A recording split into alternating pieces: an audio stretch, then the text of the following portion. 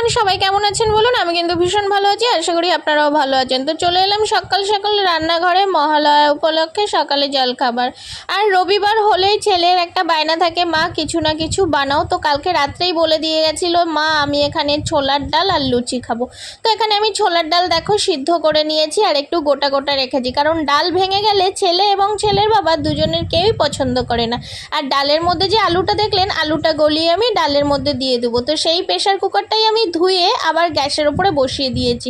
এতদিন আমার গ্যাসটা প্রচণ্ড খারাপ ছিল, ওভেনটা খারাপ ছিল। অফিস থেকে সার্ভিসিং করানোর জন্য একজন কাকুকে ডেকে সার্ভিস করিয়ে নিয়েছি, আর এখন খুব সুন্দর কিন্তু আমার গ্যাসটা জ্বলছে। তো দেখো ডালটা কিন্তু গোটা গোটা আছে, আর এখানে লঙ্কাগুলো গোটা গোটা দিয়েছি, কারণ আমরা যখন বাটিতে নেব লঙ্কাটা ডলে নেব, যাতে ছেলের ঝাল না লাগে।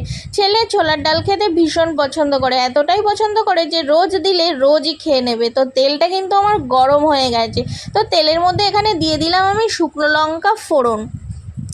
নিজের মন থেকে যেমন পারি সেরকমই রান্না করি, আমি কিন্তু খুব একটা ভালো রান্না জানি না। তো দেখো তেলটা এত পরিমাণে হিট হওয়াতে জিরেটা পুড়ে পুড়ে গেছে, ভালোই হয়েছে, সুন্দর একটা সেন্ট আসবে। আর এখানে দিয়ে দিলাম হিং আর জিরে, শুকনো লঙ্কা, তেজপাতা, আদা আমি এখানে সম্বার করেছি। হ্যাঁ, আজকে কিন্তু জিরের গুঁড়ো আর ধনের গুঁড়োটা আমি দেবো না। তো দেখো ডালটা আমি সম্বার করে দিচ্ছি, আর ডালের মধ্যে তো হলুদ আমি দিয়েই দিয়েছি, দেখালাম। নুন হলুদ দিয়ে দিয়েছি, নুনটা দিয়ে সেদ্ধ করে নিয়েছিলাম, একটু কাঁচা সরষের তেল দিয়েছিলাম যাতে ডালটা তাড়াতাড়ি সেদ্ধ হয়ে যায়। তো এবারে ডালটা আমি করে নিচ্ছি, আর এখনও পুজো হয়নি, কারণ 10টার মধ্যে ছেলের ছুটি হয়ে যাবে, ছেলে বাড়িতে চলে আসবে। তো আমি এই জন্য কী করলাম, ঘরদোর পরিষ্কার করে আমি আগে টিফিনটা বানিয়ে নিলাম, ছেলেকে দিতে ওর বাবাও আসবে, তো জলখাবারটা খেয়ে যাবে। আর আলুটা দেখো এখানে আমি হাতা দিয়ে এইভাবে আমি করে নিয়েছি, মিক্সড করে নিয়েছি, সেটাকে আমি দিয়ে দেবো ডালে। তাহলে কি হবে, ঝোলটা একটু ঘন ঘন হবে।